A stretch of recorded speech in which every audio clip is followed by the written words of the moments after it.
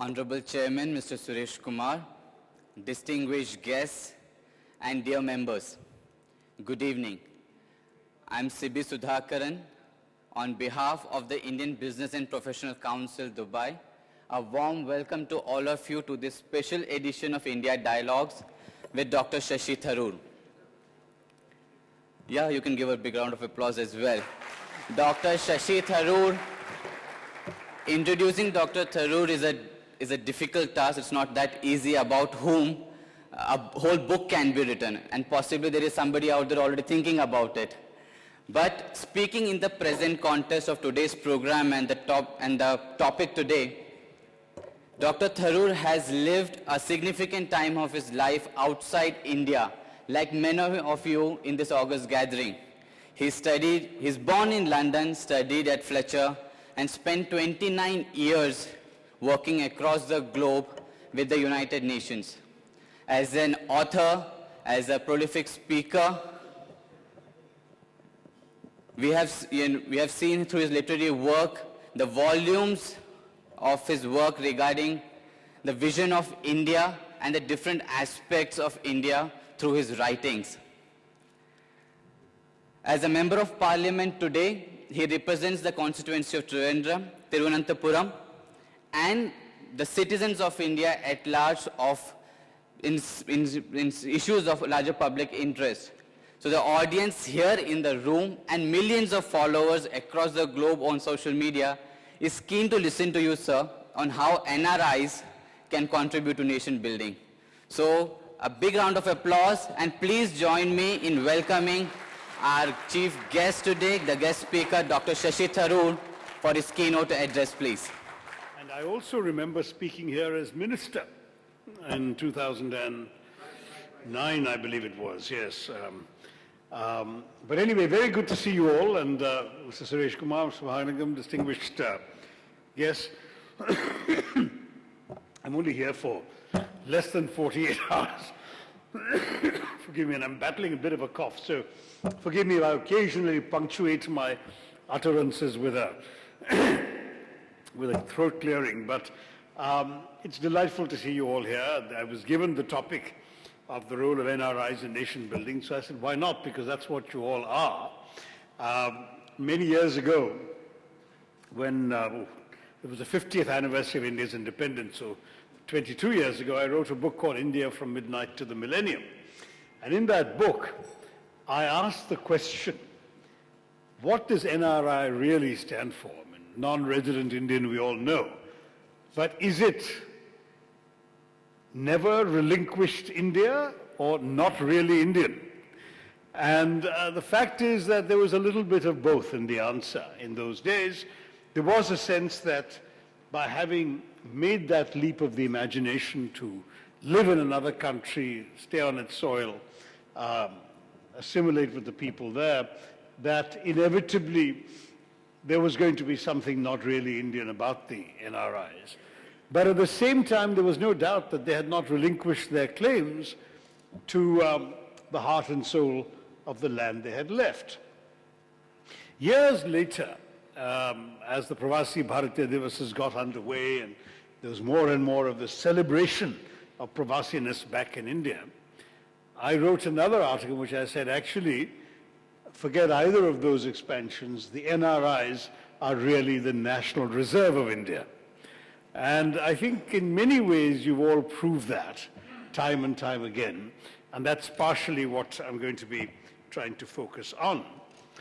According to the United Nations International Trends in Migration report, India has the largest diaspora in the world with a strength of 17 million. And according to our Ministry of External Affairs, that's an undercount. They claim 20 to 25 million, counting people of Indian origin as well as people who hold Indian passports but are living outside India. We know that in the GCC countries, the official figure is about 6 million. Some claim the real figure is closer to 7.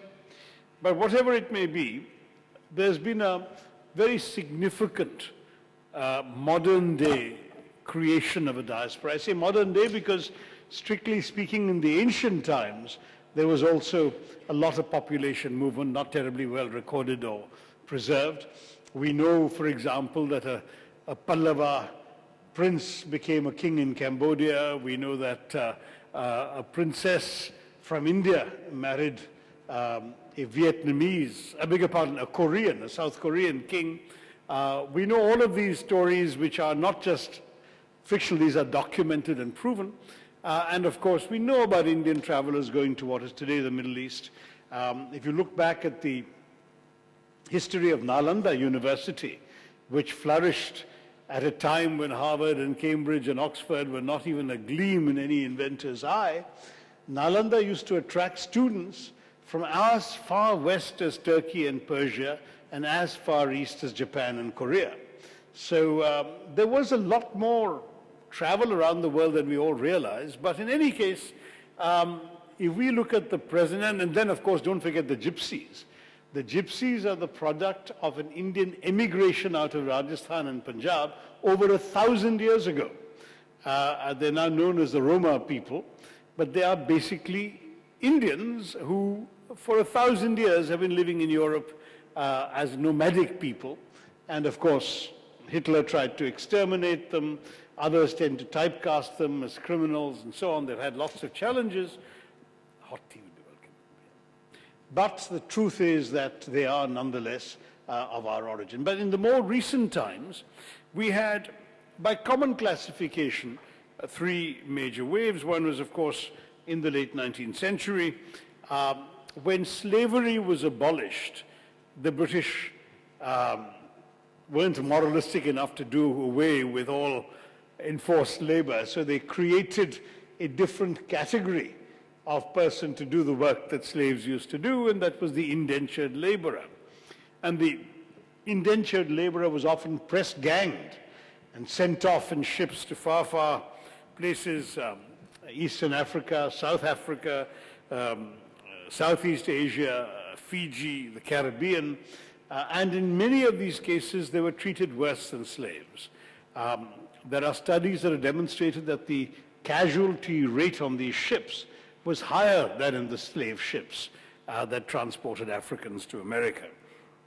But cheap labor they needed, so forcing people to work for next to nothing was a time-honored British practice, and they did it to our people. In fact, it's slightly striking that in the 19th century, Singapore was built entirely by Indian prison labor. They were sentenced for minor crimes like raising a hand against an Englishman, and they were shipped off to construct buildings and public works, build roads and so on in the penal settlement colonies. And Singapore continued receiving Indians till the middle of the 19th century. Then, of course, they got shifted to the Andamans by the later part of the 19th century. But this is the way it was done. Now, this wave of migrants was the older diaspora. They went at a time when it wasn't possible to stay in touch so easily with their homeland. Many of them got disconnected from India, other than bearing Indian names, sometimes having a somewhat archaic idea of what Indian customs, rituals, and practices were, practices which Indians themselves, thank you very much, which Indians themselves in India had outgrown, got preserved, as it were, in aspic in places like Suriname and Fiji and so on. But what was interesting, or some of the remote village settlements in the Caribbean countries, Trinidad in particular, as Naipaul has so brilliantly depicted in his early books. And this diaspora got cut off from any regular ongoing contact with India. The second big wave of diaspora started in the 50s, when some of the racial restrictions on Indian migration of educated professionals disappeared, and Indians started going far afield, both to America, Canada, to Europe, and particularly England, and so on. And in their wake, as you know, came a third wave of blue-collar workers who drive taxis in New York and run Indian kitchens in England. And that was a particularly interesting change from the earlier patterns, because these were people who kept in touch with the families they'd left behind in India, who were able to travel back, who before too long, let's say by the 80s or 90s, were able to remain in telephone contact, jet travel became more affordable.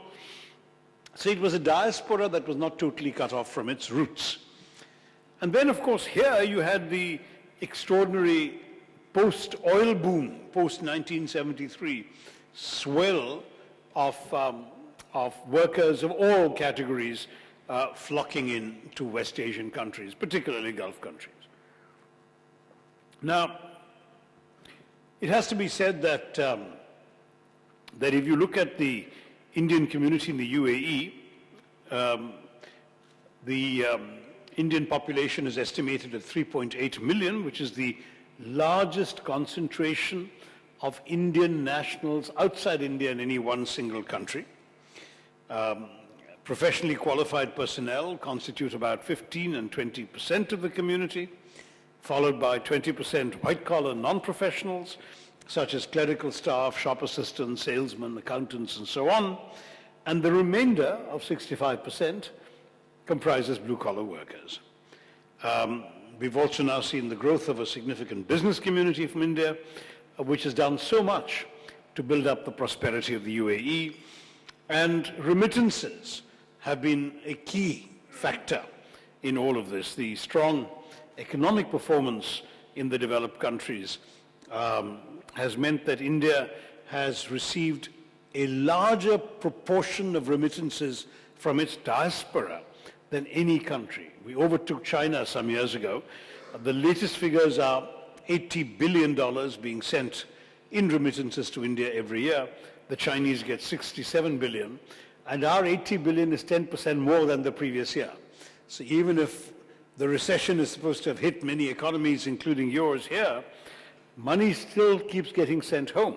And it's striking that the figures are dollars, because certainly as the rupee has depreciated, the rupee value of these remittances is even larger than the dollar figure would imply. And as a result, remittances are now coming close to 3% of India's total GDP, which is quite astonishing. And in Kerala's case, it's almost 25%. So it's a huge, huge contribution to the economy of Kerala. We all know that major NRI-owned business groups are active in India, but I'm going to come back to the contribution of NRIs to India after saying a brief word about the contribution of NRIs to their adopted countries and communities. Because when we speak of the role of NRIs in nation building, it didn't actually specify building which nation. So I thought, all right, let me address both angles. In the countries in which NRIs are parked, there's no question that they have also become major, you all have become major representatives of Indian culture and Indianness in these countries. So wherever you are, you celebrate India's Independence Day, Republic Day. There are various cultural events, Onam, Diwali, Holi, and so on, which are celebrated with a tremendous amount of verve in foreign countries, partly out of nostalgia, partly out of an affirmation of self, that we have a distinctive personality culturally, and we are demonstrating it here. And what's also striking about that is it's building on other factors that have come in. I remember when I went to graduate school in the United States in 1975 in the Boston area. In the whole of the Northeast United States, north of New York City, there was precisely one Indian restaurant. It was on Massachusetts Avenue in Boston, and it was called very imaginatively the India Restaurant. And that was it. There was literally no other place. Today, you probably can't throw a stone in New England without hitting an India restaurant, the most unlikely small towns and suburbs. So what's happened is that there's been this tremendous boom in Indian cuisine and the presence of Indian tastes and habits. I've talked about this in my many speeches on India's soft power. And it was striking that when the late Foreign Secretary of Britain, Robin Cook, was asked by a foreign interviewer, not an Indian, what is the national dish of Britain, expecting presumably either steak and kidney pie or Yorkshire pudding or something like that, he smiled and said, it's chicken tikka masala. And the funniest thing is he's right, because chicken tikka masala was invented in Britain, not in India. The story goes that a bunch of drunken football hooligans showed up at an Indian restaurant and ordered chicken tikka. And when it was served, they rather belligerently said, where's the gravy? Now, one thing that most Indian restaurateurs understand is you don't argue with a drunken football hooligan. He might trash your restaurant. So the fellow took the chicken tikka back to the kitchen, poured a can of Campbell's tomato soup on top of it, I think sprinkled some dhania patta and some garam masala, shoved it into the microwave, and brought it out and said, chicken tikka masala. It was such a big hit that they ordered more. Other diners asked for more of this. And soon enough, all the other Indian restaurants in the neighborhood were getting demands for chicken tikka masala. And that was how this dish was born in Britain. So it certainly is Britain's national dish far more than it is ours. But I digress. The fact is that, the presence of the NRIs in various foreign countries has been a contribution and an affirmation of Indianness that I find very special. Just as coming here, I was startled to see the Indian national anthem playing on the screen behind me, and all of us standing respectfully to attention. What was it, 20 minutes ago? This was, to my mind, a very interesting assertion that we are still who we are, even while living abroad. Now, NRIs, of course, are strictly speaking Indian passport holders. Those who have taken on another passport, their heart may still be Indian, but they are technically PIOs and not NRIs. Many PIOs have occupied key positions of public office and industry in many countries. We all know about Nikki Haley being the US ambassador to the UN, There's Neil Chatterjee at the Federal Energy Regulatory Commission. We now have a person descended from an Indian mother, brought up by an Indian mother, born of a Jamaican father as well, running for president in the shape of Kamala Harris. So the U.S. is a very, very good, offers a very good series of examples of this kind of contribution. But in Europe, they've actually gone further and become heads of government. So Leo Varadkar is the Prime Minister of Ireland. His father is Dr. Varadkar from the village of Varad in Maharashtra, not far from Bombay. Portugal's Antonio Costa, who is Goan and looks completely Indian, he is the Prime Minister of Portugal, or was Prime Minister of Portugal. I think they've had a few convulsions since then. In both cases, their parents left India and they were born in their new countries. So they are PIOs and not NRIs, but they are, if you like, the children of NRIs, so NRIs have contributed in that way as well to significant position in countries. And we know that the president of Guyana was Bharat Jagdeo, the current vice president of Suriname is Ashwin Adhin.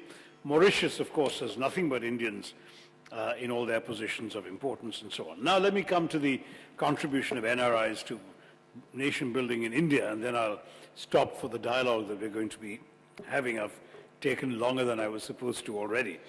I mentioned remittances, and I think that's an obvious thing to talk about. The remittances that mainly blue-collar workers, hard-working people with their own sweat and toil, send back to India has been an extremely important lifeblood of our society. And as I said, in the case of Kerala, Kerala would literally go under without it. That's one major contribution. Another contribution that NRIs make back to their home country is, of course, through boosting the domestic entrepreneurial climate. So as India's economy grows, we're seeing a number of NRIs returning to India, starting entrepreneurial ventures. There's even a phrase that some scholars have begun to use called returnee entrepreneurship. There was an academic study I saw, 2011, so the numbers are a bit out of date, by the Kaufman Foundation, prepared by researchers from Duke University, the UC Berkeley, and Harvard, which surveyed a lot of these returnee entrepreneurs, and they show that 60% of them chose to return to India for better economic opportunities. Now there's an irony, because many of you or your ancestors left and came to the Gulf for better economic opportunities. Now people are going back to India, 60% of them for that reason. 76%, however, said the main reason was the opportunity to be closer to family. And particularly, this is one thing, the first generation of migrants are the ones whose parents are still living in India and they feel the tug there. Those of you whose parents came here, you don't have that same desire to make sure your children grow up near a grandparent because the grandparent is here in this country. When that's not the case, that becomes a factor as well. So according to this paper, as I said, the numbers are a bit out of date, but between 1980 and 2011, nearly 150,000 entrepreneurs have returned to India from the US alone and have started ventures there. One could even talk in terms of a reverse brain drain or a brain gain that has happened because of this. A number of well-known Indian startups, Travel Guru, Sundaram Medicals, Mitra Biotech, all of these were founded by NRI returnees. So there is no question that this is an important contribution to the building of India. Another obvious area, you don't have to go back if you don't want to, but invest in India. And there we are seeing that in this part of the world, Lulu, NMC, Aster Medicity, Landmark, Shobha, and others have all made significant investments into the healthcare, retail, hospitality, real estate, construction, and other sectors of the Indian economy. And what's again striking about this is that these investments essentially represent an inflow of money that otherwise would not have been available to Indians in India for these purposes. So if NRIs are making money in the Gulf and investing it in India, that is definitely a contribution to nation building. We're seeing, of course, a great deal of investment, as I mentioned, all of these. I've seen a study that says that over 20% of NRI investments comes from NRIs in the UAE, so congratulations to all of you. You are ahead of the US and Saudi Arabia in that order in terms of NRI investments in India.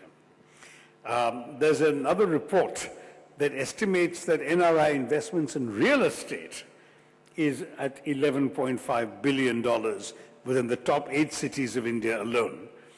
And that's striking for a number of reasons. We're talking sums that were inconceivable just a generation ago. But secondly, this represents 20% of the total value of real estate in these 8 cities. So can you imagine that the tiny diaspora community, in terms of value, has 1/5 of the real estate market in the 8 big cities of India? And there is no doubt in my mind that if you look at all of this kind of thing, you are looking at a far more reliable source of investment than FDI. Foreign money tends to be, by and large, hot money. It will come where an investment opportunity or a stock position or a share seems attractive. It will go when the profits are made or when something more attractive comes somewhere else. Indian investments are special in that NRIs have that extra tug of loyalty and commitment to the homeland. And that's where I want to end, is that special quality is what I think is the indefinable, intangible element in talking about nation building. We are looking at a sense that when you live in a foreign country, you obviously have to work in a foreign environment with people of other nationalities, and all of that is fine. You still feel a certain atavistic connection to the land of your ancestors, the land, in many cases, are still of your parents, or at least your grandparents, and you have this desire to want to give back. That's something which is particularly Indian, I'd like to think. And as I said, it wasn't true of the 19th century diaspora, but it's very true of the 20th and 21st century diaspora. That desire, that sense that this is a country that we can help, we can make a difference in it, and we can do good and do well at the same time, because many of these investments are very profitable investments. Value has clearly followed your investments, and your investments have grown, at least in rupee terms they've grown. But you also do it for that intangible motive, which is that home is where the heart is, and even if you're not actually at home, your heart has never quite left. I'm going to pause there. That's my overview of this interesting topic. And then I gather Mr. Suresh Kumar and I are going to sit down together and have a chat. Is that right? Which I hope you'll all join in. Thank you very much. Jai Hind. Thank you so much, sir. Delight listening to you as always. May I request our chairman, Mr. Suresh Kumar, to join us for the panel session on stage, please. Thank you, Shashi, for that overview. Let me turn personal. Okay. Let me ask you to sort of rewind back to your When I was in NRI? No, yes, you were, but we'll come to that a bit later. Okay. But we'll start by rewinding back to childhood and education. Uh-huh. You know, you studied at Montfort in Yercaud? Montfort was just 1 year, unfortunately. 1 year in Yercaud. I was far too young for boarding school. And then Campion in Mumbai or Bombay? Campion in Bombay, St. Xavier's in Calcutta, St. Stephen's in Delhi, Yes. and then the Fletcher School of Law and Diplomacy in the US. So I'm overeducated, at least in terms of the number of institutions. With a PhD from Fletcher School as well. That's Okay, right. okay. And not just the PhD, I picked up 2 other degrees on the way. So I have an MA and a Master of Arts in Law and Diplomacy, which was sort of like an MPhil. You wrote a thesis, and a PhD, all accumulated within 3 somewhat insane years, but I did it. And I did it out of mortal terror that my scholarship would run out, you see. Yes. So how did that prepare you for the Shashi Tharoor of today, or the Shashi Tharoor who was a global diplomat, the one who traversed and your period with UNHCR, looking at the refugee crisis in Vietnam or Yugoslavia, then Yugoslavia? Well, I did. I would say I was always very interested in the world as a whole. and it's curious. I suppose, a slightly unusual child in that I thought about these things very much. I was born in London, which we didn't mention, because my parents were working, and my father rather was working in London, and had an arranged marriage with my mom and took her back to London. Father was with the Statesman. He was the London manager of the Statesman at a time when all the managerial positions in India were occupied by Englishmen, because that was quite funny. Accepting that your uncle who set up the Reader's Digest in India. So Yes, but I'm referring to the Statesman's manager. The Statesman was still owned by a then British company, Andrew Yule, and so they appointed white people in all the positions. Whereas Dad, having gone just after the Second World War as a student, was locally recruited by the Statesman office. He actually first worked for the Amrita Bazaar Patrika's London office, and then they hired him to head the small London office of the Statesman. It consisted of one journalist and one manager, so I can't really say it was a vast operation. But he was still running the London office and looking for some Englishman to retire in India so he could go back. He never saw himself as a migrant, oddly enough. And despite therefore spending 10 years in England, he went back when I was all of 2.5, and became the Bombay manager of the Statesman, subsequently got promoted to head the advertisement department of the Statesman in Calcutta. And that's why I had this peripatetic life. My 1 year of boarding school at Montfort was because my parents had, in quick succession, 2 daughters. And my mother said, I can't cope with 3. And I was a particularly troublesome child, I think. So she said, let's pack him off to boarding school and treat him from discipline.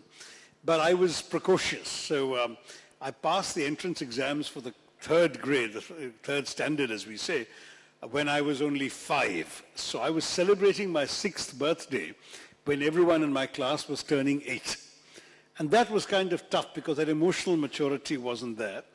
And I was very miserable, very lonely, missed my parents. And I had developed childhood asthma after we moved back to India.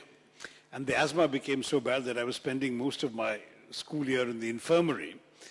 I did well at my exams, but that was about all I accomplished. And at the end of it, the principal wrote to my parents saying, this child needs his mother, take him back. It was actually a completely wasted year because when I got back to Bombay, the school said, absolutely no way we're going to put him in the 4th standard, even if he came at that point 3rd in class, and I might have done better hadn't I missed an exam or 2. They said, sir, nothing doing. He's just too young. We'll have to put him in 3rd standard again, which is what I did. I was still amongst the younger kids in the class, and I thoroughly enjoyed my schooling and my college. And I was blessed with parents who just gave me the freedom to study what I wanted to study. I just had this knack of doing exams very well, I have to confess. I say confess because in India these things are valued far more than they should be. I really don't think that one should think of examinations as truly the mark of a fine intellect, or certainly of any profound learning. But I was good at them, so I kept going first in things. I remember in class 9 we had to stream between science and humanities. And I chose humanities, and my school teachers were so upset they summoned my parents to the school and said, this guy is our best science student. He's come first in science throughout up to end of class 8. Why is he opting for humanities? And I said, because I can't stand the subject. My parents said, not unreasonably, well, you can't stand it, but you've come first and throughout. Why can't you continue like all middle-class Indian parents? They wanted me to be a doctor or an engineer or something. And I said, look, once I've written the exam, I forget everything I've studied. I just have developed a fine short-term memory for exam taking. Whereas if you ask me about history or literature, I can tell you things that go well beyond the textbooks and the course syllabus because I read more widely since those interest me. And I was blessed with a father who had a broad enough mind that he said, all right, study what you want. And the same thing happened again when I aced my school exams and had to go to college. I had won the gold medal in West Bengal State with the highest marks. And so I was asked, like all good parents, okay, you have chosen not to be a doctor and engineer, at least do an economics degree and make some money. And I said, no, I'd rather study history. And my father rightly said, what on earth are you going to do with history? I said, I genuinely don't know, but the subject interests me. It's what I want to know more about. And the result was that St. Stephen's was so shocked to get an application from somebody with my marks for what was then considered a less favored course in economics, that I became the only student admitted without an interview. I got straight in. And all of this looking back seems amusing in a mild way. But the whole process of educating and becoming the person I became was taking place as much outside the classroom as inside. I was writing a lot in my spare time. I was being published. My first article, first short story actually, appeared in print when I was 10 years old, and that became an addiction very quickly. I mean, it's like the first bite of chocolate or the first kiss, you know. Seeing your name in print for the first time, you really want to see it, keep seeing it again. So I kept writing. I cared about issues. I was interested in those days in India, there was a chronic newsprint shortage. So newspapers were about 8 pages. But since my father worked for newspapers, we would get 4 or 5 in the morning and 6 or 7 in the evening. So I read about a dozen newspapers a day from all over the country and devoured news like a junkie. And that became one of the reasons why I was particularly interested in world affairs. I picked up snippets of information, often very short, you know, 2-passage stories. Indian media was very boring in those days, unlike today. But whatever one could glean from them, I did. And then when the time came to make choices beyond the BA, I thought I'd apply for advanced studies in international affairs, and the place to go was the US because the US gave scholarships and Britain did not. Britain only had the Rhodes Scholarship, but you had to apply after finishing your BA, whereas in America you could apply in your last year of your BA. So I applied, and again my parents begged me to at least take the entrance exams to the IIMs, which I did. There were only 2 IIMs in India in those days, Ahmedabad and Calcutta, and I came first in one and second in the other, so no complaints. But I got a scholarship to the Fletcher School of Law and Diplomacy, and I said, I'm off.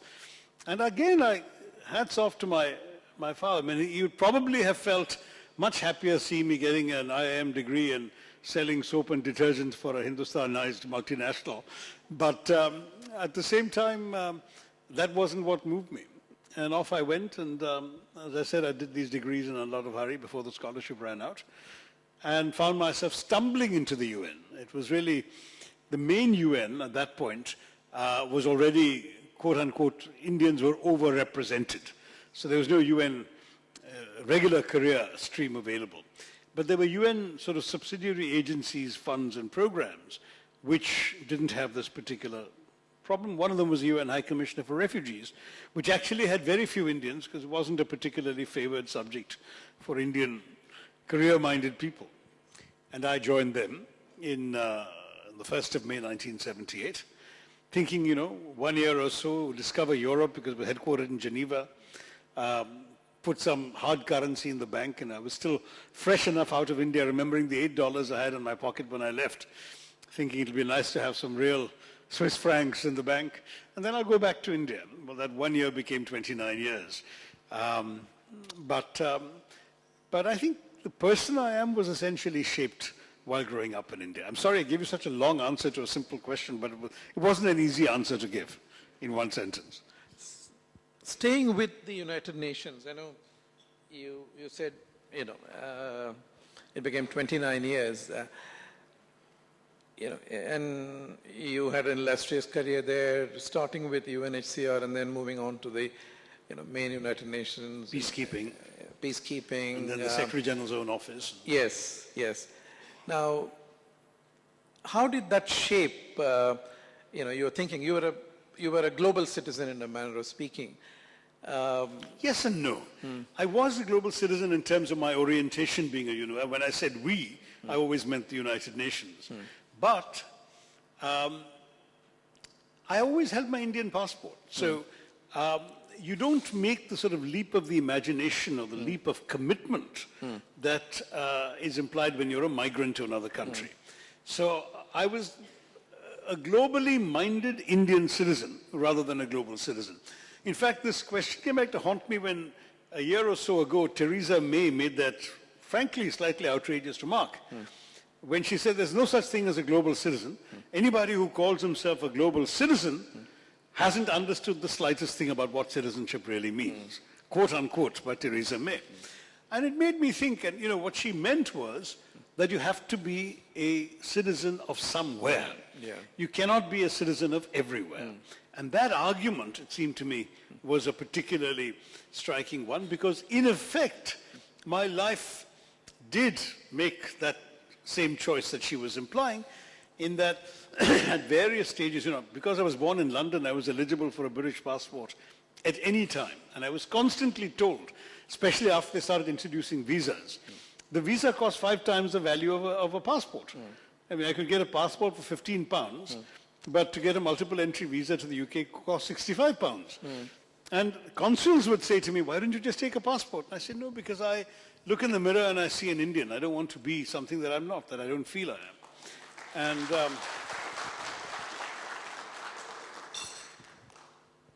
so in many ways, I was making a conscious choice all the time to be who I was. After the number of years I spent in the US at a later stage in my career, I could have easily got a green card, as many of my colleagues upon retirement would take a green card because of their length of years in the US. I'd actually had almost, at that point, 18 years when I prematurely retired from the UN. And a green card would have been a breeze in those days. I chose not to take it. I said, I'm not going to compromise my fundamental allegiance to India. And to that degree, I suppose I agree with Theresa May. I'm not a global citizen so much as an Indian citizen who would like to think that he can also imagine issues globally.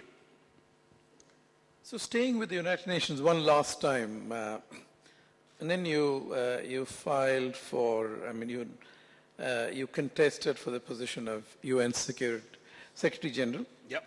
Against Ban Ki-moon. And rumor has it that Condoleezza Rice called John Bolton, who is currently the National Security Advisor, who was then the ambassador to the United Nations, to veto your candidature on the basis that the US didn't want a strong candidate. Well, this is not a rumor. This was in Bolton's memoir. Bolton published a very disloyal memoir about his time in the UN, and these were his actual words.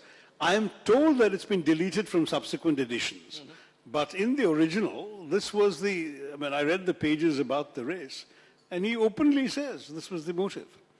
And it was quite, in some ways, sobering to realize the extent to which superpower calculations have so little to do with merit and so much to do with malleability of the people they want. I have to say that I did have a glimmer of this during the campaign, because I had a close friend. The Americans always had one Undersecretary General who was nominated by the administration, by the American government. And this chap became a good friend of mine. He was a neocon from the Bush White House. But he and I became pals, and we got along very well. And so I asked him, because the Americans at that point were keeping their cards very close to their chest. I said, so what do the Americans think? Well, what is the intention? Because, the first few ballots were all anonymous. No one knew who was voting how. And the first ballot, I got 10 votes and Ban got 12. Ban had, if I remember right, 1 negative vote, and I had 2, but no one knew who they were. So this guy, Chris Burnham, went back and consulted Bolton and others, and he came back and said, I'm sorry, the news I'm getting is no more Kofis. And what I understood from no more Kofis, as he also explained to me, was that especially on the issue of the Iraq war, Kofi Annan had become the kind of person who was able to appeal above the heads of governments to their own public opinions, and thereby had been an irritant to some governments, particularly the US and the UK, which of course had been, shall we say, less than thrilled by his overt opposition to the idea of the war. And the clinching moment came when a BBC journalist badgered him into using the word illegal. He kept saying, the war is not in conformity with the UN Charter. And the BBC guy kept saying, you mean it's illegal? And Kofi said, no, I said it's not in conformity to the UN Charter. She said, you mean that it's illegal? And somehow in a tired moment, Kofi said, yes, it's illegal. And that became world news headlines for several days. and needless to say, the Americans never forgave him. That was when all his trouble started with America, with the so-called oil for food scandal and all of these things. You were regarded as his protege? I was his protege. I was also his principal voice as the Under-Secretary General in charge of the Communications and Public Information Department, the voice of the UN to the world. So definitely there would have been a sense that I was, his guy, but more important, because they also knew I was an independent-minded person. My books were well known, all of those things. They also felt, I think, that I had perhaps a similar ability to articulate my own point of view in both English and French and speak to the world's publics, and they didn't particularly want that. I'm looking back on this now without any bitterness or remorse. Life takes turns that it takes. But I think this was, I know, because subsequently, after I was vetoed in the fourth ballot, the identity of the permanent members' votes was revealed, and the one negative vote was from one permanent member. It wasn't China, it was the US. At that point, I withdrew from the race, but later, in a number of conversations with very well-placed people in the White House and the State Department, I pieced together the story for myself. I can't reveal these sources because they were speaking confidentially, but this was pretty much a major factor. A second one being that the US envoy in Korea made a big pitch for Ban on the grounds that there were already a number of irritants in the bilateral relationship between President Bush and President Roh Tae-woo in Korea, and this mattered a lot to the Koreans. So let's give it to them. It's an easy win in a relationship in which other tensions have come up. Whereas the Americans felt that it didn't matter that much to the Indians. And again, that's fair because the Indians were busy negotiating what became the Indo-US nuclear deal. So their focus was basically talking about the nuclear deal, and the candidacy of an Indian for UN Secretary General seemed almost an afterthought. So given the centrality of the issue for the Koreans and the marginality of the issue for the Indians, the Americans said, for bilateral reasons also, let's give it to the Koreans. So these things happen, and it's life. One learns and one moves on. For someone who was born in the UK, many would regard that you took UK head-on as a colonial power. Was that the Oxford Union debate? Or That's right. It was the Oxford Union debate in 2015. 5.3 million hits on the YouTube? Something like that. In fact, it's probably a larger number of viewers because so many downloaded the speech and kept playing it on other sites, which was not measured on the main YouTube site. Yes. So it was 3 million in the first 24 hours, which was astonishing.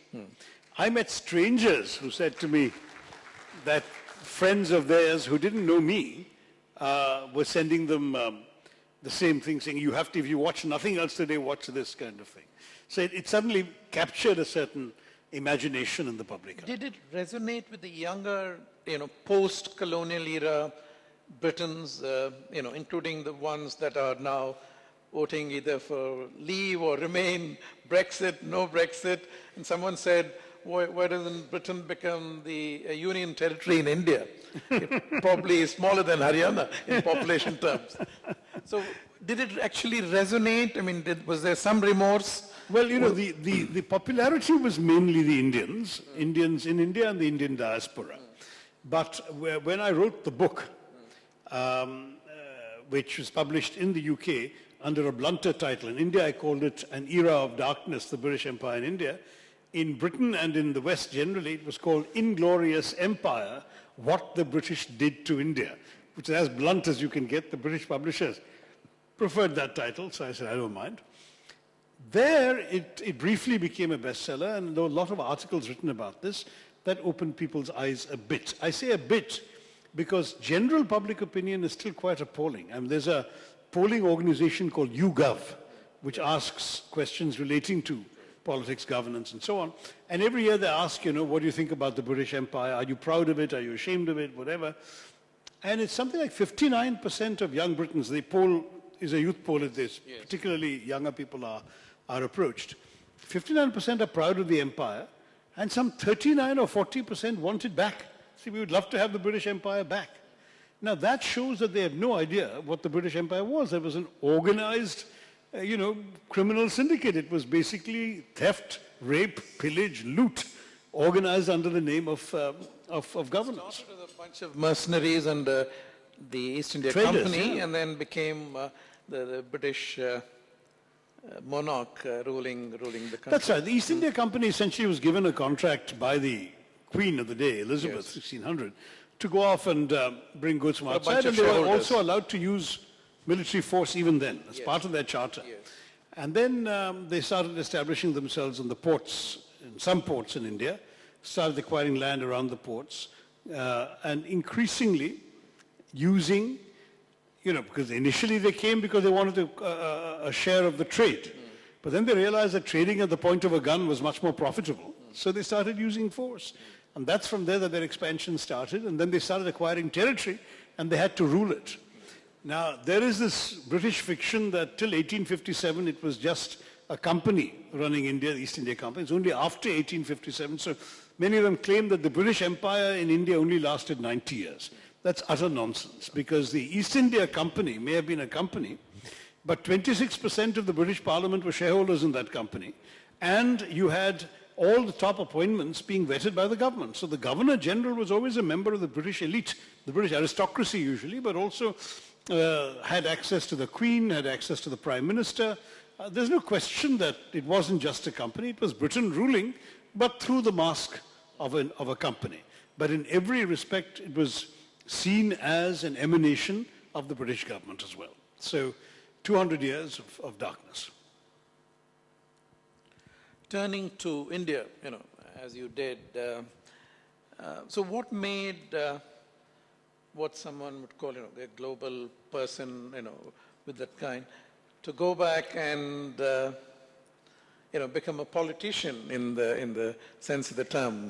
Well, as we were chatting in the lift, What was the thought process? Yeah. well, when I first lost the race, Ban Ki-moon very graciously invited me to remain in the UN as Under-Secretary General in one of our peacekeeping operations, Ethiopia, Eritrea.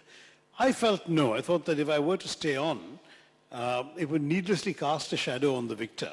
Anything I said or did would be compared, perhaps unfavorably, etc., to the other guy, and would be just morally wrong. I said, now that I've thrown my hat in the ring, I should live with the consequences and leave altogether.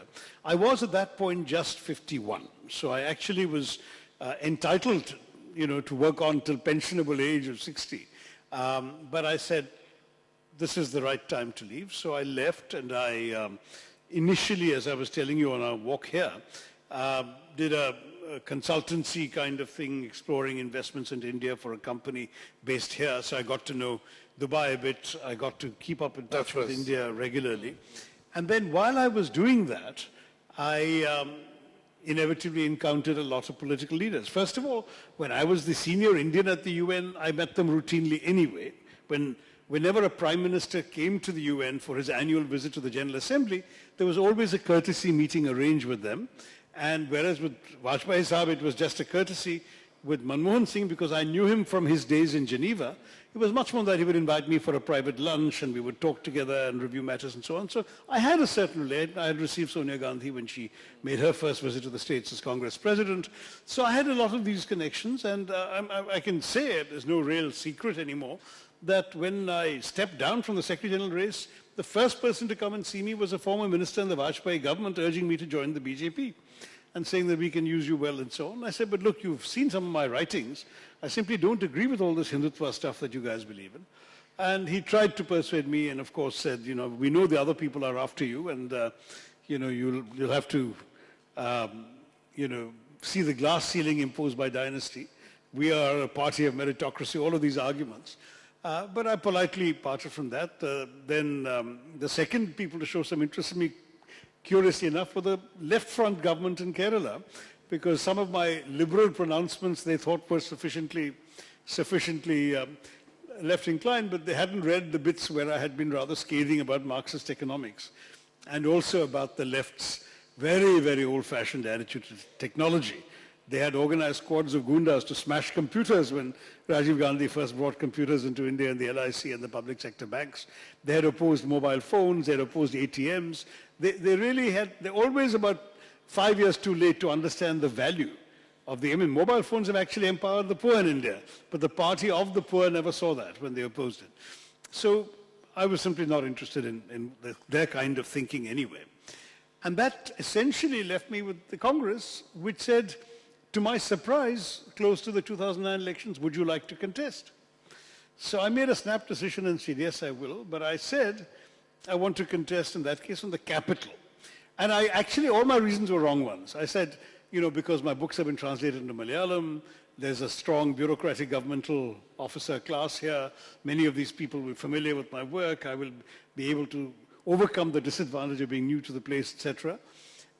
The constituency that would have covered the home villages of my parents in Palakkad district is the Alathur constituency, which is reserved for scheduled castes. So I couldn't have contested there anyway. And Palakkad itself, the town, wanted me, the district Congress committee passed a resolution asking for me, but I had no real affinity to it. My knowledge of Palakkad was rural Palakkad from the villages of my parents. I also felt that I would not have the same sort of appeal merely by the accident of being descended from Palakkad and parents as I could have in Trivandrum. I actually turned out to be quite wrong, especially with hindsight. But that's why I came in. Now, why did I do it, you ask? And it's partly out of a desire to make a difference, Rish. I mean, in working for the UN, it was also very much about making a difference at a global level. In the case of working for my own country, I thought, here I have a chance to fill in one missing gap. I was always doing very exciting work. I mean, the day's headlines on the BBC World Service News or the New York Times front page invariably involved issues I was involved in. So when I was with the UNHCR, the Vietnamese boat people crisis, all of those dramatic human tragedies, when I was in peacekeeping, Yugoslavia was my responsibility. I was dealing with that, it was headlines, all of those. So I had all that connection. But I could walk on the streets without necessarily feeling any affinity to the people I'm seeing on the streets around me. And that, whenever I came home to India for holiday, was something I really felt. That this is my people, this is my country, this is where I belong. The problems here are my problems. And I must say that when I was offered the chance to contest, it was very much of the thinking that if I can pull this off, I'll get a direct opportunity to be involved in making a difference for India and Indians. And all my ideas, I've written so many books about India without ever having had a chance to do something about it. So let me try and have a crack. So that's why I made that choice. Were you, as some would argue, an elite, English-speaking, global person who sort of suddenly descended in Thiruvananthapuram and tried to connect up with the electorate, which...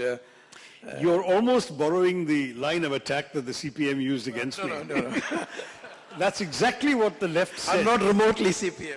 No, I know, but the CPI actually held the seat. The two previous elections had been won by the CPI. And so their line was, look at this elitist, he's only used to dressing in suits and ties and sitting in air-conditioned offices, he speaks only English, how can he represent us, etc. But that actually turned out to be the easiest line to refute, because on all my holidays to Kerala, I always used to wear a munda without a belt. I'm very comfortable tying the lesser thing around my waist. So I wore a munda. I stepped out onto the streets in the hottest month of the year to campaign. I remember the election notification was, I think, 21st of March. And the campaigning was essentially the first couple of weeks of April, really hot. But there I was out there, bearing the heat, 18-hour days of campaigning, no problem. I spoke the colloquial Malayalam that I had picked up from my annual visits to my parents' villages. It was not the fancy, multi-syllabic Sahitya Malayalam of the politicians.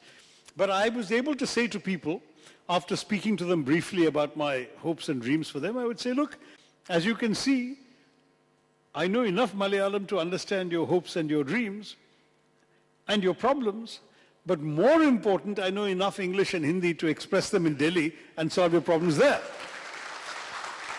Because speaking fine Malayalam is not going to get you very far in the corridors of power in Delhi. And that turned out to be a very effective argument. I made that argument everywhere I went, and I won by a record majority of a lack of votes. So it was, and this was a seat that the two previous elections the CPI had won. So I think that should have put paid to the elitist argument. And certainly in the course of my 10 years as an MP, I have spent enough time in the slums, in the villages, on the streets, and of course my Malayalam has got better as I picked up more and more expressions listening to people in Trivandrum. I've even now discovered some of the differences between Palakkad slang Malayalam and Trivandrum Malayalam. Because, for example, the word for, I've been coughing this evening. So in Palakkad Malayalam, the word for having a cough or coughing, in Trivandrum Malayalam is the word for barking. So the first time I said that somebody had a cough, they said, "Was that your dog?" I said, no, it's my sister. Why are you saying that she was barking? So it turned out that these are different words. So this kind of thing has been part of my deepening of my local knowledge. Getting back to NRIs and nation building, one of the key features, and there are many distinguished businessmen, professionals in the audience, many of whom, in a sense, built Dubai in the last 30, 40 years from what it was, an affluent village. It was an affluent village, certainly in the 70s, certainly at the time when I came 70s, here. it was still pearl diving and Exactly. Dows smuggling gold to Absolutely, Bombay and all absolutely. that. To where it is today. So whether it is the telecom, whether it is the road infrastructure, the buildings, the housing, whatever else that you see here, why is it that no Indian government has chosen to take this building skills and actually create a platform to sort of... Well, I think in a sense the Pravasi Bharatiya Divas was meant to be such a platform, because one of the key elements in the Pravasi Bharatiya Divas, apart from all the formal plenaries, are these investment sessions on the side where chief ministers come and pitch their states to all of you, and you have an opportunity to use that platform to bring in your ideas and your investments and so on. I don't know how well that has worked, though. So if you can give me a different model, I don't know what will happen when the elections take place and a new government is formed, but I expect to have enough influence on that government to be able to convey some good ideas in this. I'm certainly, as you heard from my remarks, I'm convinced that NRIs have a major contribution to make to nation building, and I would love to be able to play a role in helping channel that productively. If you feel that the Pravasi Bharatiya Divas investment seminar platform or the various kinds of state-level platforms like Vibrant Gujarat or Emerging Kerala or all of these things which also invite NRIs to come and invest, if those are not enough and you want something else, tell us what very strongly on these kinds of issues. In fact, I asked your president, the Congress president, Rahul, last month, whether he would support exactly this and not just have an overseas ministry, but have an NRI heading it. That's an interesting idea. Why not? Because he's an Indian passport holder, he's as eligible. He or she would be as eligible as anybody else. It's an interesting thought. What did he answer? You heard the answer. I think to be fair, he was very supportive and he welcomed ideas, and he certainly supported not just this. I mentioned about greater NRI representation in the parliament, in the Rajya Sabha and the like, so that it was a lot of experience. Well, when I was first elected, I was still technically an NRI. You were indeed. And then for 3 years, I was not ordinarily resident or some such Yes, taxman. yes, So yes. that's how it was. But I will say that as far as these things are concerned, we are open to ideas. As a Pravasi myself, I was the first one to advocate for the voting rights for NRIs, saying we're the only democracy that disenfranchises its own citizens. At least other countries allow voting in embassies and so on. We don't. Yes. Finally, they've come up with this dog's breakfast idea of a proxy vote. I honestly don't think that's a good idea. Amongst other things, there's no guarantee that the person you give your proxy to will vote according to your wishes. The secrecy of the ballot is damaged. Only that fellow enjoys the secrecy. You don't really know. Yes. And finally, it involves a certain distancing of yourself from the democratic right to determine your candidate. There must be a better way. And particularly in the technologically savvy 21st century, surely we can find a safe electronic method to allow us to vote. But at the moment, that seems to be a real challenge. I might say, if I may, Suresh, that I'm also here talking to NRIs about my own election. Because in fact... I was going to ask you, the elections are due in May or so, and would you'd be recontesting for the Lok Sabha, presumably? Yes, I am. And we've seen now more and What more. do you want to share with the audience here? Well, just as part of your previous question, when you asked what can NRIs do, one of the things that many of us, you've seen political leaders from all parties, including the Prime Minister, come and cultivate NRIs, hoping for their support in the elections. This is a normal thing to do, because as Indian citizens, in any case, you're eligible to support. But now the BJP government has also amended the law, so even foreigners can support parties. But individual candidates can only be supported by citizens.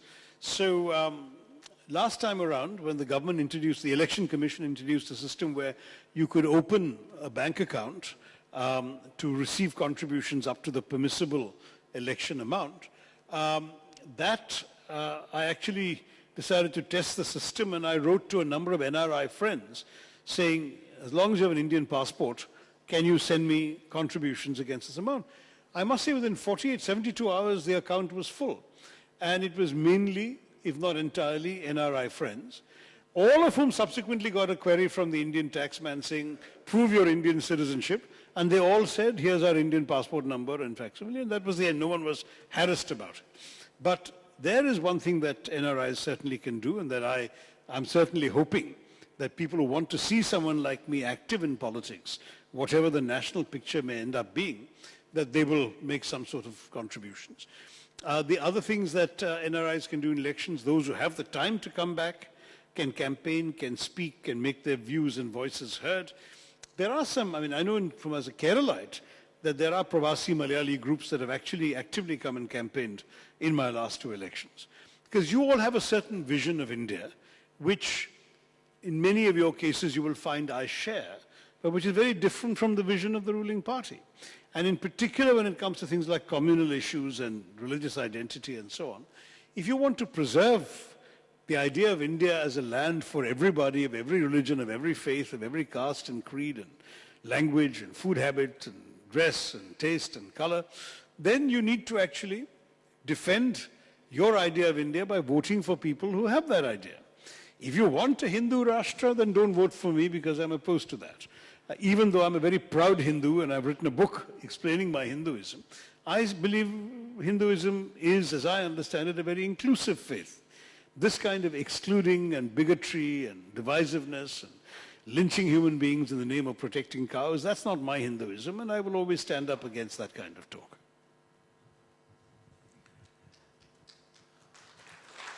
Thank you. I think we might have time for two questions, if I may. Sure, two or three. From the audience.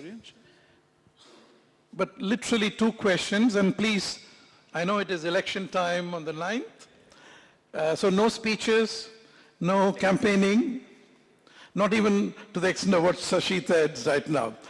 So two full-scale questions, starting with yourself. Is there a mic going around the audience? Ah, somebody has a mic. Yeah.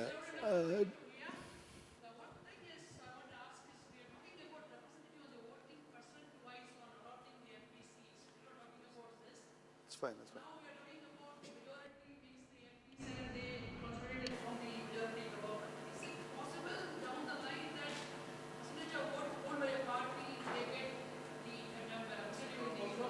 Proportional voting versus first past the post.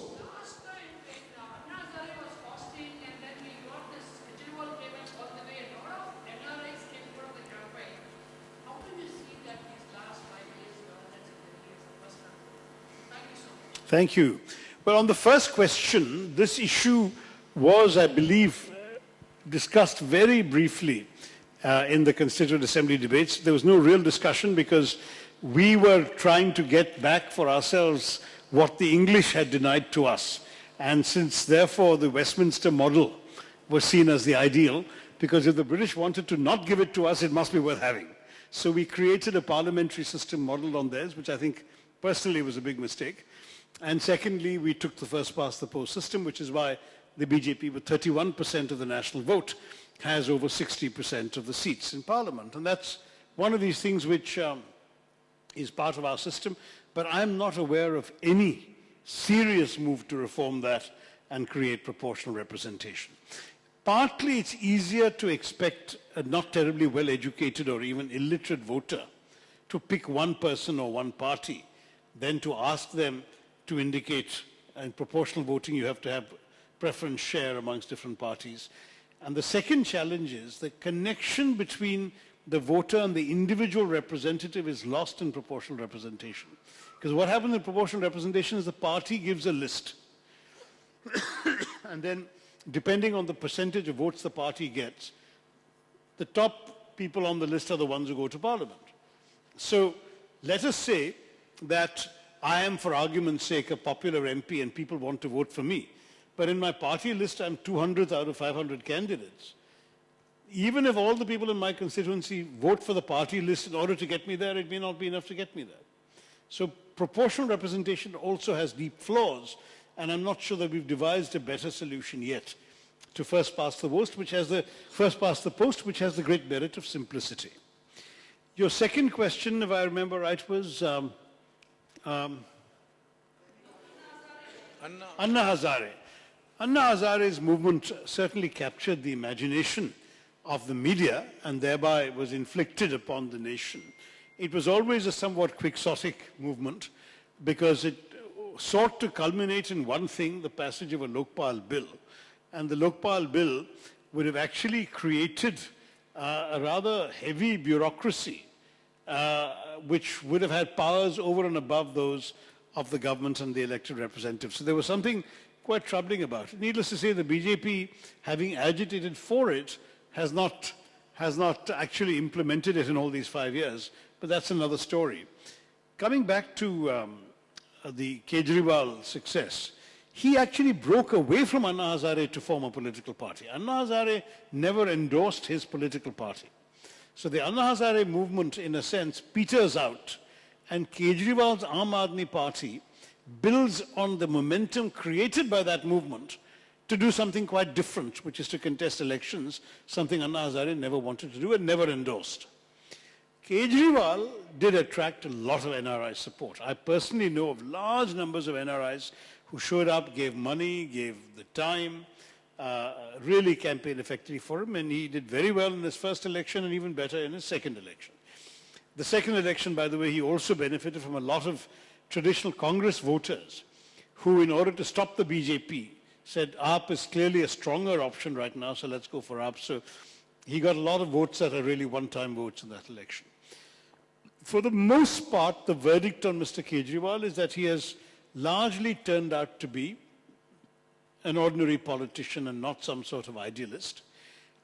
Worse, that he has shown a certain intolerance for dissent within his own party that has led some of the leading lights of his party to resign and move away, including Prashant Bhushan, the legal mind who was his principal legal advisor, Admiral Ramdas, who was the party's ombudsman, Yogendra Yadav, the cephalogist, who was the political brains in the party. They've all resigned and left up decrying Kejriwal's monomania, that this is one man who's sort of behaving like an authoritarian. So that's one big black mark against the government. In terms of the actual governance of Delhi, there are no major black marks, there are no scandals or corruption or whatever. There have been some examples of ineffective governance. You all remember in his briefly lived first term, he even conducted a dharna against the Delhi government, against the police and so on, which he doesn't officially control. But he's given a lot of points for reforming the school education system, which by most people's judgment is working better under the Aam Aadmi Party than under other parties. And if that is so, I think we should all learn from it. I have no particular concern about whether one party or the other has a good idea. If it's a good idea that will help Indian students, let's learn from it and make it work. School education comes under state government, so that's very much an area where they could make a difference, and they seem to have done so. So that's where it stands. Will he be re-elected? The current indications are that he's doing well, but he won't get the kind of overwhelming majority he got last time. If I remember right, he got 67 out of the 70 seats amongst the MLAs. That is not going to happen, but he may get the majority again because there's no particular black mark against his government. But a lot of the idealism has gone out of the movement, and I suspect there'll be a lot fewer NRIs coming and seeing him as the savior for a new era of honest politics, because that has not worked out, and the megalomania is definitely off-putting to many. When do you think $1 equivalent to 1 rupees? Never. You know, then, I don't know. When I ask this, as we are all looking into that NRI community to participate and develop the India. So, what is your advice? First became aware of currency when the dollar was 3 or 4 rupees. And I still remember the shock of Indira Gandhi's devaluation, which brought it down to 7 rupees 56 paise. That was the 1967 devaluation. So if I look back on how the rupee has gone, I laugh when I hear Mr. Modi in the 2014 campaign saying that the rupee used to be stronger than the dollar and under him it would become strong. That's first of all impossible, because we've gone from 3 or 4 to 756 to 13 to 17 to 20 odd to 30 odd to 40 odd, and now we are at 70 odd rupees. In fact, the worst was 74 on Mr. Modi's watch last year. So the trend is very clear that whatever be the underlying strengths of our economy, our currency is not able to hold its own, and this is actually with a managed float. If we had a complete free market exchange rate between dollars and rupees, it might be even worse. So my honest view is that we shouldn't have that fantasy. Many exporters and others will tell you that we don't really want that stronger rupee, because if your rupee is cheap, your costs are in rupees and you're selling to people in dollars, you actually do much better as an exporter if your rupee is not too strong. So letting it be weak is not going to worry a lot of people in the export side of things. Mind you, exports are not doing well under Mr. Modi. That's another matter. We've had a dramatic slowdown in manufacturing, a stagnation in the export sector. But having said that, if you ask me seriously, will a dollar ever be equal to rupee? The only way it will be is if we keep on declining, get to 100, and some enterprising prime minister decides to knock 2 zeros off the currency. Then we'll have $1. Not till then. The small memento which we would like to present to you for your time.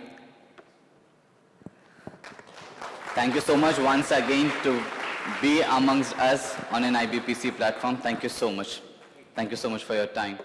The sense I have is a peculiar admixture of humility and gratitude. No, let me keep it simple. I humbly stand before you as your election officer.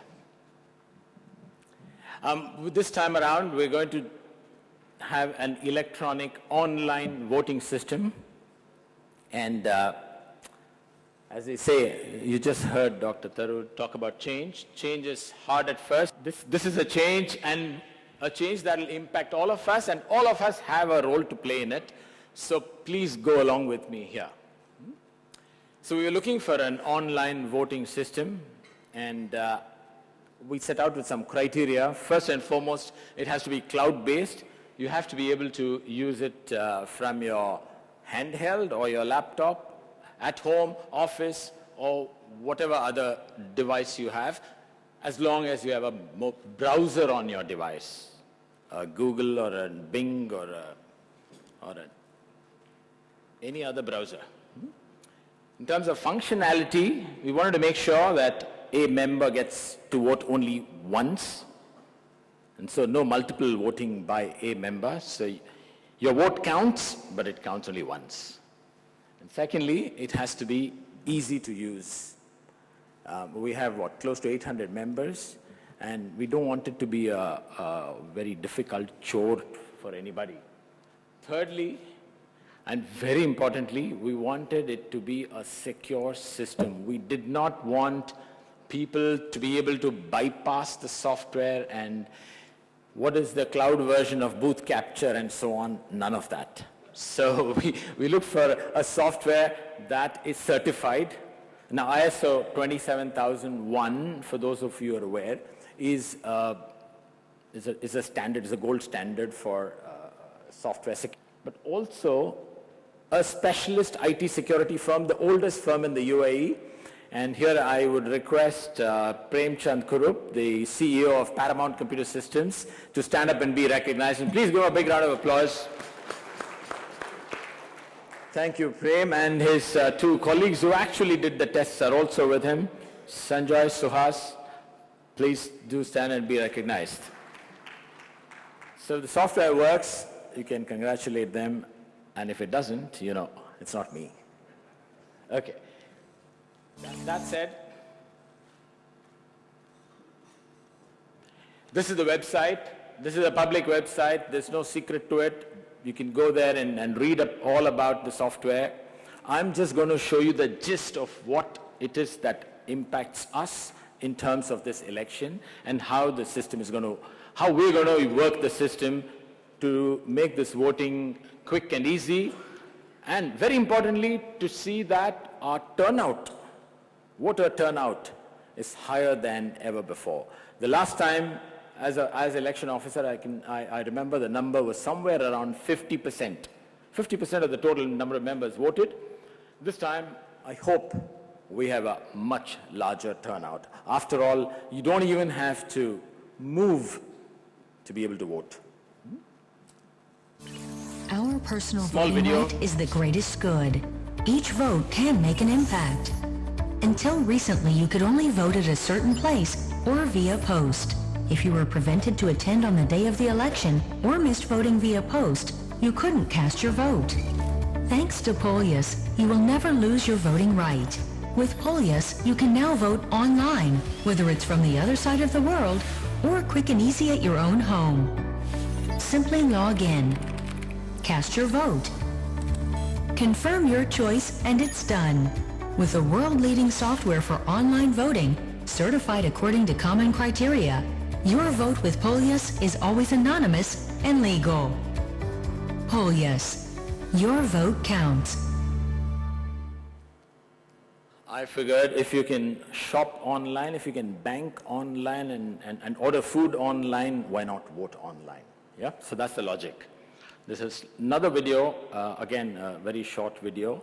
It's a promo video from Polyas, the company that we finally selected. It's a German company, a German software that is into voting, only voting activities. You want to organize elections and conduct them as quickly and efficiently as possible. Vote online with Polius, the global leader for online voting. Your vote is anonymous, legal, and your data is always protected. Polius's online voting system is the first software in the world that fulfills and complies with the standards of online voting from common criteria. Organize your vote in only 3 easy steps. Set up your ballot, name your election, and confirm the candidates. Then format further if you'd like, insert a logo, and you're done. Next, insert the electoral roll. The easiest way is to upload an Excel list. Set up a time frame for your election, and then it can start. All voters receive an invitation in their login data before voting begins. Whether you have 10, 100, or hundreds of thousands of voters, trust the global leader for online voting and organize your next election with Polius. Great, so it's really that simple. The second video, the first half was for the administrator of the election, not for the users, but then you've seen it. There is really no mystery. It's very simple. And hello? Yeah, that's how we're going to set it up ourselves. Here are a couple of screenshots so you familiarize yourself with what you're going to see when you receive the email from Polyas. Polyas will send you an email. There's Polyas GmbH, that's a German company that will send you the email. It's voting@polyas.com. So if you do not receive it, please check your spam folder or your junk. Your username is your email address. So you'll get an email that says, "Dear voter, welcome to your online election business." We just called it a business council in this test run. You will get an official IBPC, and then you'll get a logo as well in your real vote. Please cast your vote within the election period. Now we have designated, if you read the election notice, 1 p.m. to 7 p.m. UAE time. is the voting hours. It's been kept as 6 hours to accommodate people who are flying. Yeah, so you have enough time to get down and then vote. To guarantee the secrecy of your ballot, you can find your voter ID and password below. So this is your voter ID. Your email address registered with IBPC is your voter ID. And your password is given to you directly from the system of Polyas. It's auto-generated. No one else will know it. No one else should know it either. It's being shown in larger font on the side screens, if you like to see. And this is the URL. You just click this and it'll take you to your voting page. Step one. So step one, as we saw, is logging in. This is the screen where you put your username and your password, and then you click login. You go to the next page. Next page is the confirmation. The system tells you, yes, that you have successfully logged in. And so now you're kind of ready to vote. So proceed to the election. This is the button. After this, you get to see the ballot screen itself. It's the electronic version of a printed ballot. So since I wanted to make it large, it's in 2 halves. So this screen shows the first half. So you'll have IBPC logo appearing there, and then IBPC here. Cast a vote into the election. You now have the opportunity to vote. You have 1 vote at your disposal. Now this is the nomination for president. So this is the screen where I'm showing you the candidates' names. By the way, nominations closed today. We have a total of 8 nominations for the 2 positions put together. Details will follow in emails. So you could have a few candidates here. So you just have to click on one of these. 1 vote per voter. Do not click on 2. If you do, it will show you an error. So this is the screen for the president, and I move to the next screen. This is the bottom half of that same computer screen where it says nominees for vice president. And then you have again a number of candidates. You just have to click on one of them. After you've clicked on the vice president candidate, you click on check vote. Yeah. This is the same screen, the first screen, the president screen. When you click on one, again I've reiterated, please do not select on more than 1 candidate. It'll return you an error. For the vice president, again, click on one, whichever one. If you click on more than 1, it's an error. Once you've done that, click on the check vote. So your voting action is done. Now for the confirmation, it will give you a chance to confirm. Now if you've clicked on 2 people for president or 2 people for vice president, it will tell you you have cast more than the permitted number of votes. Your ballot will be counted as invalid. You may cast a maximum of 1 vote. Now it will not stop you from clicking and moving forward, because even in the manual days, I've seen people, as election officer in the manual era, I've seen people click on more names than indeed voted for 1 person.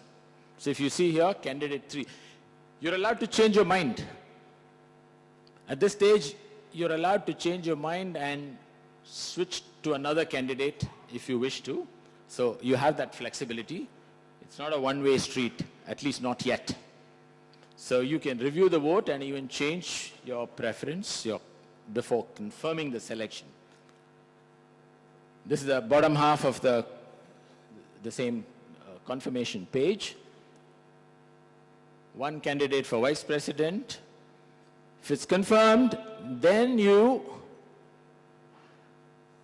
have a choice. Okay, here's the correction button if you wish to change your selection.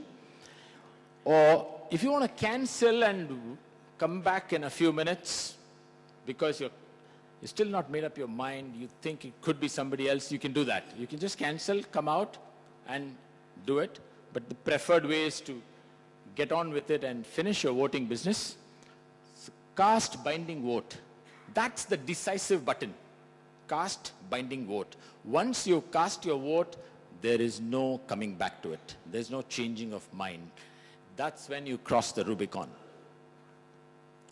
Once you're done, it'll tell you, step 5, vote completion. Your vote has successfully entered the digital ballot box.